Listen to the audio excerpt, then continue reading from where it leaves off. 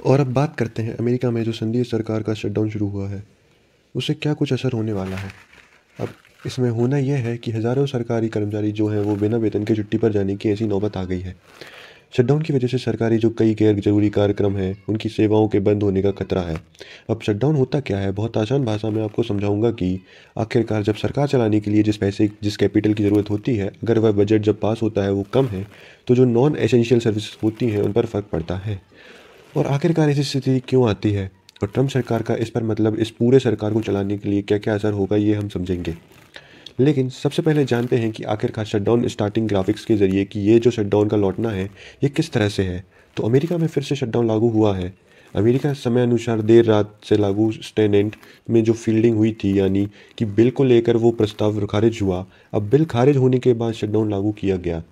Trump सरकार को जो 60 वोट की ज़रूरत थी और 55 वोट की जुटा पाई ट्रम्प सरकार।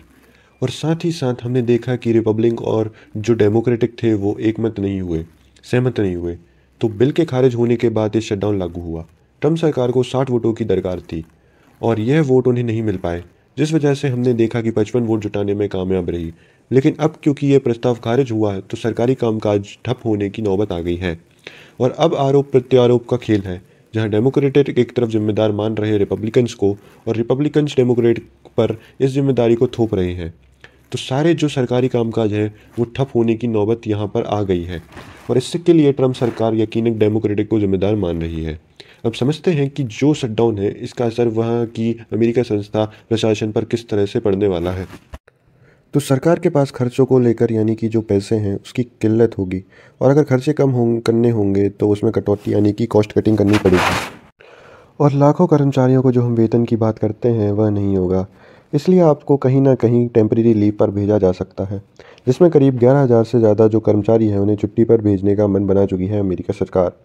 हवाई यात्रा, आईआरएसएफ प्रोसेसिंग समेत कई ऐसी सेवाएं हैं जो नॉन एसेंशियल हैं वो प्रभावित हैं।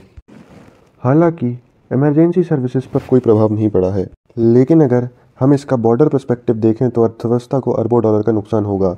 और कब कब ये जो शटडाउन, क्योंकि हम शटडाउन रिटर्न्स कहें तो सीधी सी बात है पहले भी शटडाउन रहा होगा। तो आइए आप समझते हैं कि हमारे अमेरिकन अर्थव्यवस्था में ये शटडाउन उसकी अवधि पहले क्या रही है, यानी कि कब कब रहा है शटडाउन, इसको भी ग्राफिक्स के जरिए समझते हैं। और किस किस राष्ट्रपति ने इसे लगाया है, तो राष्ट्रपति रोनाल्ड रीगन ने 21 नवंबर से लेकर 22 नवंबर 1981 2 दिन का शटडाउन रहा। बुश साहब की अगर बात की जाए तो 3 दिन का, यानी 1990 का जिक्र किया जाए 1990, 1982, 83, 84, यानी कि रोनाल्ड रीगन्स जो थे राष्ट्रपति, अगर उनकी रिजीम को हम समझें तो बहुत ज़्यादा शटडाउन उनके कार्यकाल में रहा है। और जॉर्ज का भी हमने जिक्र किया तो यह नहीं है कि अमेरिका के लिए, लेकिन नया क्या है? नया यह है कि राष्ट्रपति ट्रम्प ने भी will make America great again. लेकिन क्या यह ग्रेट अगेन बनने की कवायद या ग्रेट अगेन के पद पर अग्रसर होने की जो कवायद जो ट्रम्प अपनी नीतियों से लेकर चला रहे हैं, क्या यह उसके लिए एक स्टॉपेज माना जाएगा, एक ब्रेक माना जाएगा? यह हमें समझना होगा। तो डोनाल्ड ट्रंप की पहले की बात की जाए तो 2 दिन 35 दिन, यानी 2018 और 19 की अगर बात करें तो 35 दिन का शटडाउन लगाया था।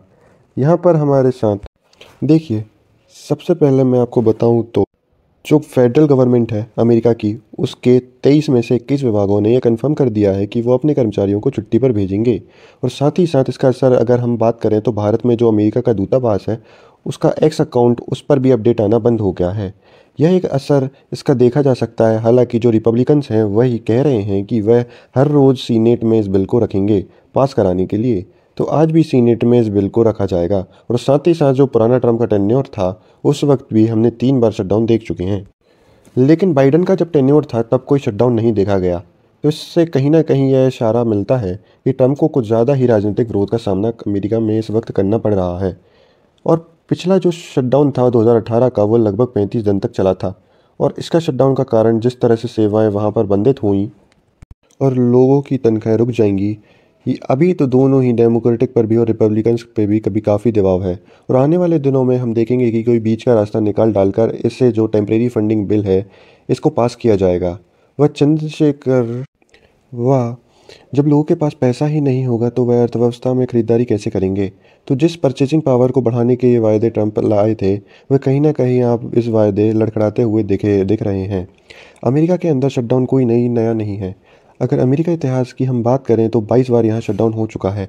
और जहाँ तक कर्मचारियों की तनख्वाहों की बात है, तो जो फेडरल गवर्नमेंट है वह कर्मचारियों की संख्या को कम कर रही है। इसी साल करीब 1.5 लाख कर्मचारी हैं जो सरकार की ओर से उनको बाय आउट का ऑप्शन दिया था। वो फेडरल गवर्नमेंट की नौकरियां छोड़कर वो जा रहे हैं।